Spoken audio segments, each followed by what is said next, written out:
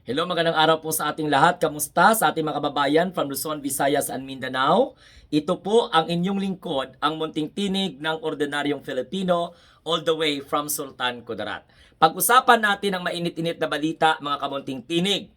Si Mayor Magalong Benjamin ng Baguio City, itinalaga pong bilang special advisor para sa Independent Commission for Infrastructure ng ating mahal na Pangulong Bongbong Marcos para po mag-imbestiga, magbigay ng payo, at syempre magkaroon din po ng realization yung kanyang ideya na labanan ang mga korap na mga opisyal ng gobyerno, Department of Public Works and Highways, mga sugapa sa pera ng mga kontraktor. Kaya nga po, ang expectation po dyan, apat all out. O pumutok ang balita kagabi, nag-live tayo. Hindi pa po pumutok yung balita na nag-resign siya. 1 hour before pumutok, mayroon na tayong agam-agam na siya po ay sisibakin. Ngayon, kung ayaw matanggap ng mga supporter ni Magalong na siya ay sinibak ng Pangulo, dahil po sa issue ng conflict of interest. Kasi mga kamunting tinig, itong si Mayor Benjamin Magalong, mayroon po itong nakuhang kontrata na nagkakahalaga ng 110 million na tennis court project dyan po sa Baguio. At ang construction company na gumawa ng ganyang klaseng project ay ang St. Gerald Construction Company, na kung saan pagmamay-ari po ng mga diskaya. At itong mga indiskaya, nasa hot seat po ito sila ngayon. Sapagkat itong mga diskaya na ito ang nagbunyag na mayroon pong mga involved na mga government officials, legislators, Department of Public Works and Highways officials, or employee at the same time, umabot pa po sa mga matataas na opisyal ng House of Representatives. So, ang mali lang kay Magalong, hindi niya po sinabi nung time na kinuha siya bilang advisor ng Independent Commission for Infrastructure, bakit hindi niya sinabi sa presidente, teka lang muna, hindi po ako pwedeng magiging advisor kasi unang-una, meron po akong nakuhang kontrata sa mga diskaya. Nagkahalaga po ng 110 million. Particularly, ang St. Gerald Construction. So, hindi po ako pwede magiging advisor. Dapat ganun. Mga kamunting tinig. Tinago niya. Hindi niya pinaalam. Kaya nagdesisyon ngayon ng presidente na pinabubusisi sa legal team yung pagkakasama ni Magalong sa Independent Commission for Infrastructure as special advisor. Kasi dapat walang tinatawag na conflict of interest. Paano ganun pa man na judge na itong si Magalong na madaldal masyado? Napakadaldal. Despite na identify siya na maka-Duterte, lalong madaldal. Mantakin mo, sabihin mo ba naman sa publiko na yung 110 million na infrastructure projects na inaward sa St. Gerald na nakuha na kontrata ni Magalong, sabihin niya ba naman sa publiko na yun po ay legal at sumusunod sa batas? Ang Independent Commission for Infrastructure kasalukuyan nag-iimbestiga sa lahat ng proyekto ng Department of Public Works and Highway. Mapag-ghost projects man yan ang findings or mapasubstandard. Pero bakit ka magsalita na yung kontrata mo, bakit i-defend mo sa publiko? Bakit hindi mo hinayaan Magalong na madiskubre ng ICI?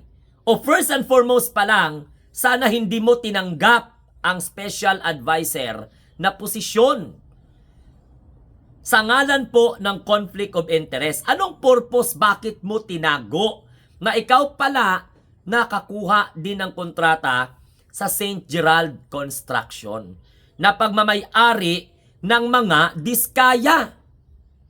Ha? Dapat for the sake of delikadesa, nung inalok sa iyo ang posisyon, hindi mo dapat tinanggap. O di kaya'y, pwede mo namang tanggapin, pero hindi mo itago na nakakuha ka ng kontrata dito po sa mga kontraktor na ito na kasalukuyang iniimbestigahan ngayon ng Senate Blue Ribbon Committee dahil tumigil na po ang pag-imbestiga ng Infrastructure Committee doon po sa House of Representatives. Dagdag pa ang ICI na kung saan ikaw ay special advisor. Ngayon, ang mangyari kasi dyan, Magalong, at sa mga sumusuporta kay Magalong at mga naniniwala kay Magalong, paano pala kung lumabas sa investigation na yung proyekto mo na nakuha may problema? Yung proyekto na pinunduhan ng 110 million gamit ang St. Gerald Construction na pagmamayari ng mga diskaya, paano pala kung ang finding ng ICI hindi po naaayon sa sinabi mo sa media na yun po ay legal at sumusunod sa batas? So ano nang mangyayari? Sino ang paniwalaan ngayon ng mga tao?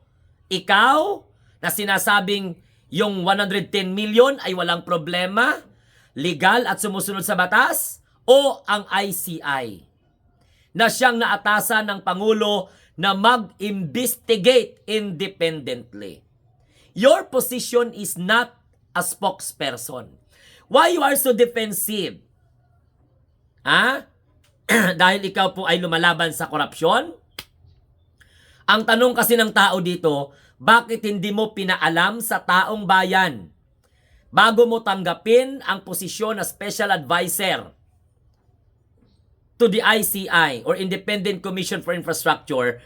Bakit hindi mo dinisclose?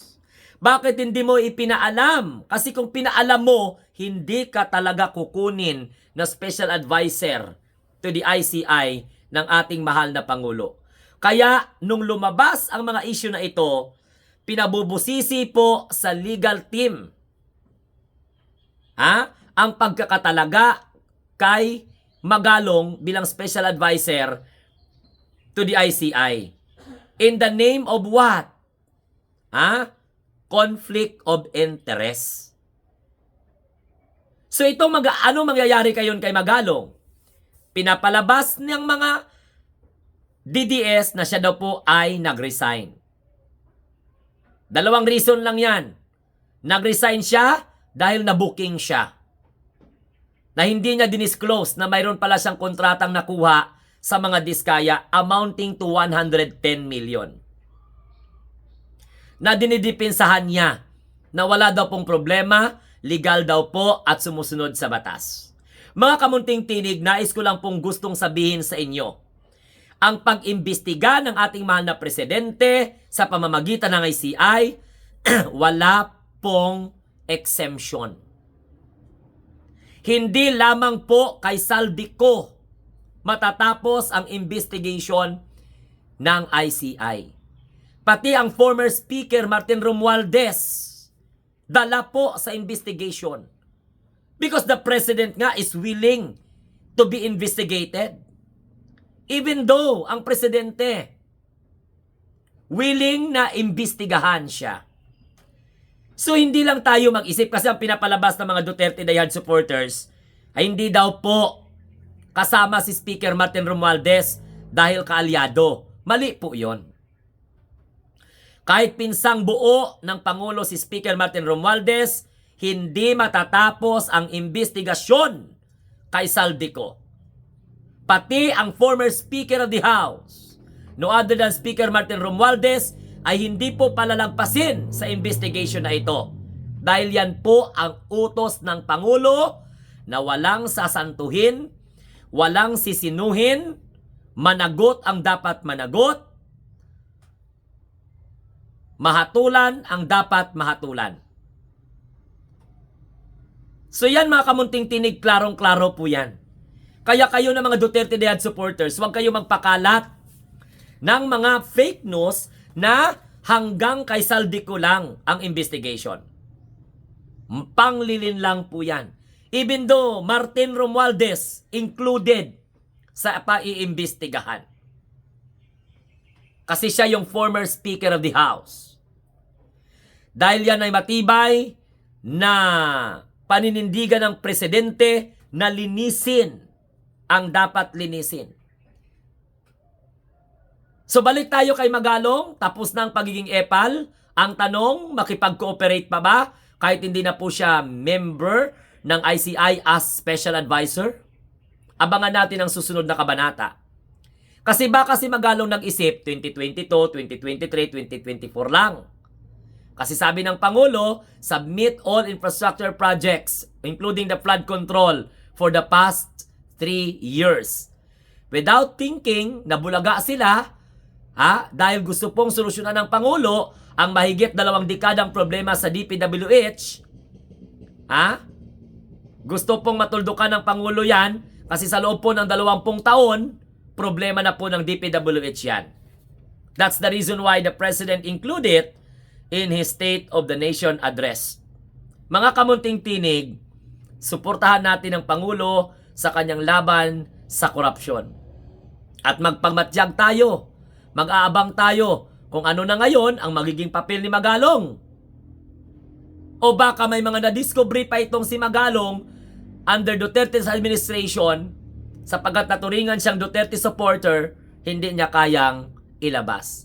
Pero isa lang po nakikita natin dito, bakit at ano ang motibo ni Magalong na hindi po niya dinisclose na nung inalok sa kanya ang posisyon sa pagka-advisor, special advisor ng ICI, bakit hindi niya dinisclose o in-inform ang Malacanang na siya din po ay isa sa mga nakakuha ng proyekto at inaward sa Central Construction na pagmamayari ng mga diskaya sa halagang 110 million pesos. Sa muli, ito po ang inyong lingkod, ang munting tinig ng ordinaryong Pilipino, nagtatanong, ano po ang motibo ni Magalong? Bakit hindi niya nagawang i-disclose na mayroon pala siyang nakuhang kontrata sa mga diskaya na tadtad ngayon ng kontrobersya, kaya po iniimbestigahan na ngayon sa Blue Ribbon Committee and ng Independent Commission for Infrastructure. So maraming salamat. Have a nice day and God bless everyone. Ako pong muli ang inyong lingkod, ang munting tinig ng ordinaryong Pilipino na nagsasabi, tayo po ay ang mga bagong Pilipino sa bagong Pilipinas. Huwag kalimutan mag-share, like, and subscribe. And don't forget to click the notification bell para lagi kayong updated every time na mayroon tayong mga activity sa ating Munting Tinig channel. Bye-bye! Have a nice day and God bless everyone. Adios!